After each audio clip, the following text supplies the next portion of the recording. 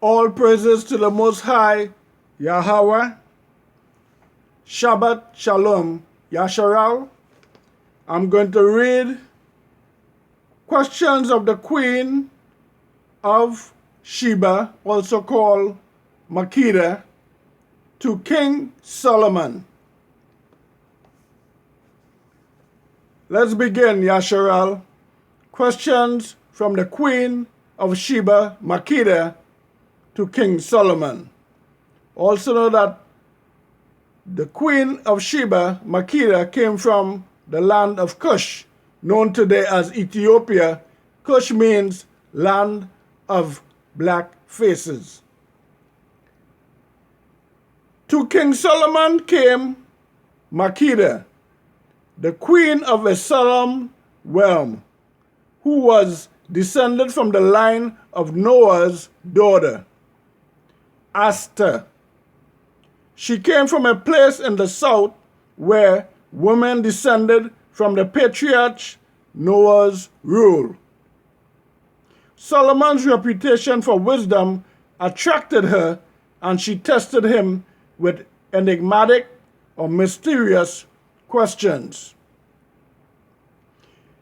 Queen Makeda asked King Solomon, "What is your creator, your Elohim, your almighty power, and who does he resemble?" King Solomon replied, "My creator, my Elohim, almighty power, is above all beings. He has no fixed image.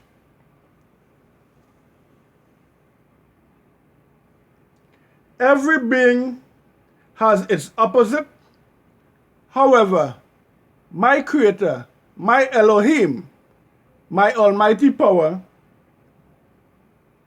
he is not created and has no opposite." Queen Nessa, also called Queen of Sheba, asked King Solomon, "How does the celestial globe turn? Right to left, fully or partly?" King Solomon replied, "This turning is done in two ways. The heavenly turns to the right and to the east, then through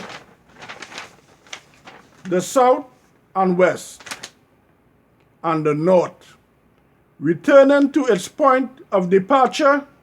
By the same order, it goes around in a day and a night with all the fixed stars.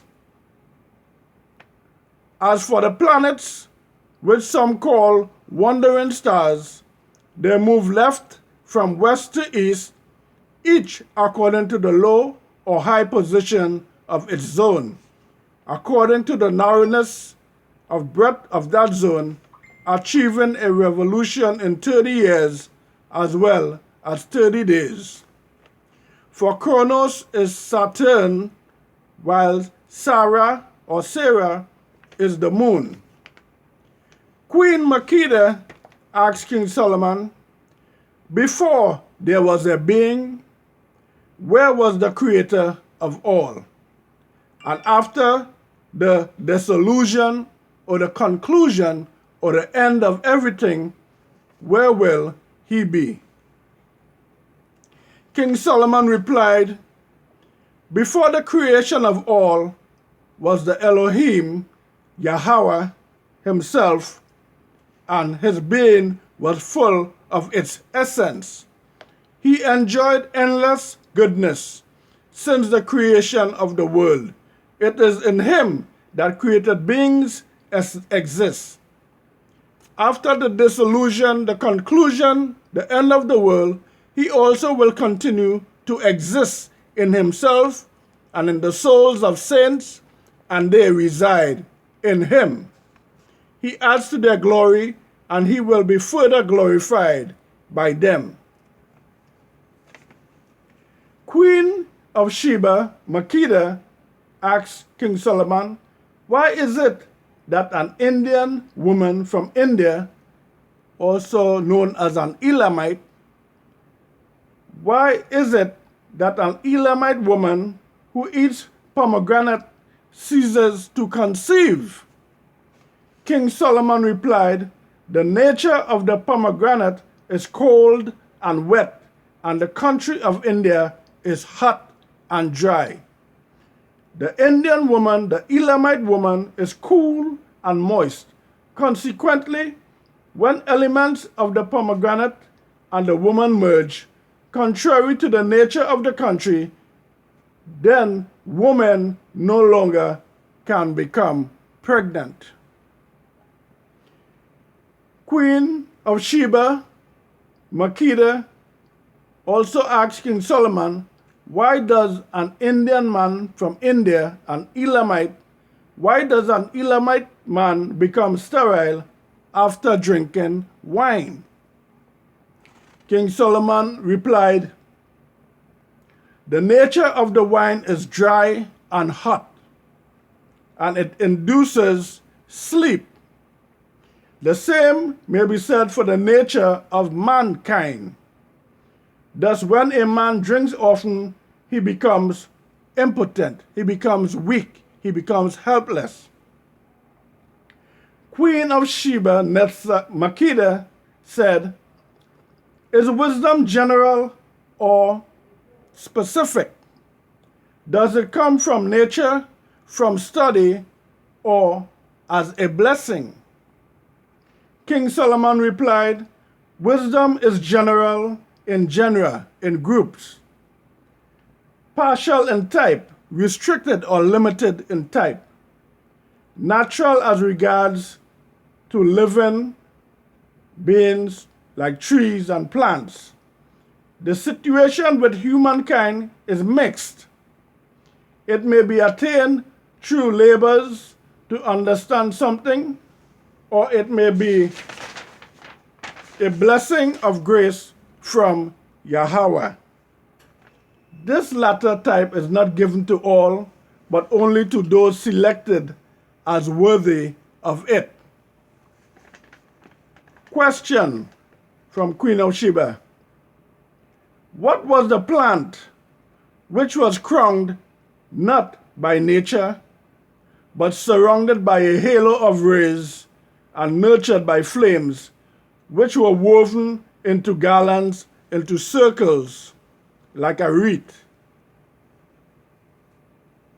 for undeserving sons?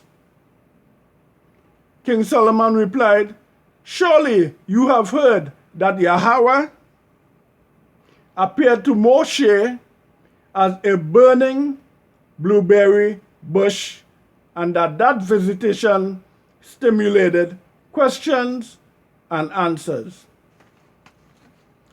Queen of Sheba, Makeda, asks King Solomon another question. Identify the foreign mother, the sons born in prostitution and nourished in impiety, in unholiness, in wickedness, revealed as thieves and kings living in plenty. King Solomon replied, you insult my fathers and myself. Tamar was considered a murderer who nourished my ancestors after they had been stolen from Yehuda. Queen Makeda asked King Solomon another question. Name the thing which is repulsive, which is offensive, which is nasty and nauseating, sickening, which is transformed, which is changed, which is altered by the clouds and nourishes kings. King Solomon replied, you refer to menstruating women who nourish kings and paupers when babies through the milk of their breasts. Queen of Sheba, Makeda, asked King Solomon this riddle. What is the diner? Someone who is eating. What is the diner who, seeking different taste increases the number of cooks, yet receives only the same flavor. King Solomon answers, "If you have an excellent cook, let us add him to the thousands we have. However, as you say, there is but one excellent taste. But should there be one wicked chef opposed to our Lord," Lord means ruler, "then the bitter taste will remain until judgment day." Queen of Sheba asks King Solomon another riddle. The bridegroom, the man, is invisible, and the nuptial, the wedding ceremony, is unchangeable. It's permanent. The bedchamber, the bedroom, is pure. It's clean, it's pure. But the spouse, full of rage, brings a great shame to the matter. King Solomon answered, "Do not insult our people, which is forever wedded to Yahweh, with unspoken words. Nor do we bear the shame of prostituting ourselves to foreign idols, to foreign gods. It is fitting that you mention the bird called the trian, also called the phoenix. But now, answer a riddle for me." So King Solomon is going to ask her a riddle. There is a dangerous, a formidable tower with lethal weapons and a three-sided temple, whose rocks are joy, whose foundation is love, whose construction is water, the start of whose deliverance is caresses, whose ceilings are dance, whose columns, whose posts, whose pillars are enjoyment, whose discovery is strange, whose residents are not persons. Pursuit of it is in vain. Its turrets, its towers spring from within itself. Its windows are isolated. The instruments are contrary, its opposite to its construction, and its guards are invisible. And the queen replied, "We heard that you were wise, but did not believe that you were prescient," which means prophetic.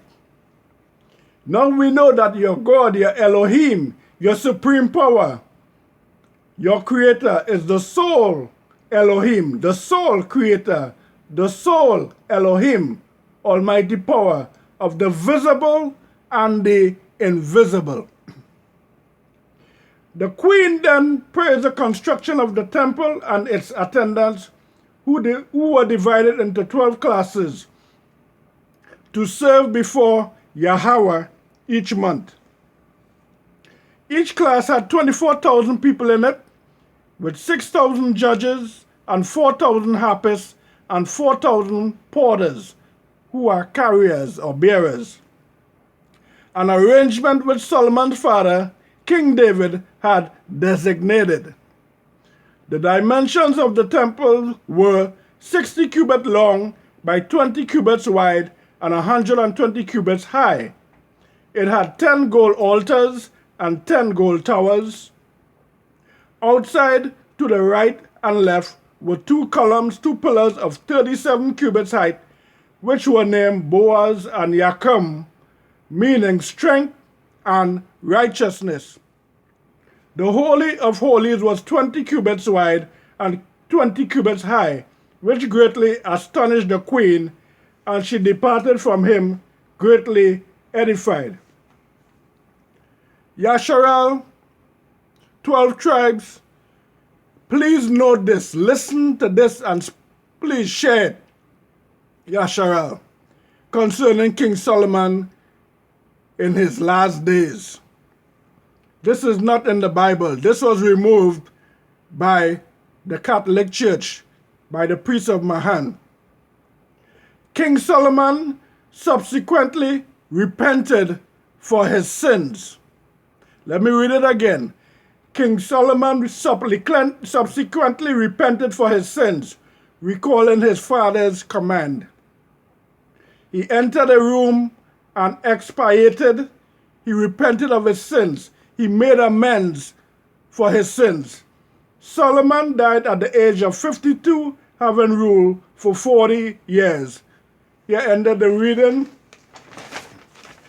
of the Queen of Sheba, asking questions from King Solomon. All praises to the Most High, all praises to Yahweh, the Elohim, the almighty power of Yasharal. All praises to you. Blessings, Yasharal. Shalom. Shabbat Shalom.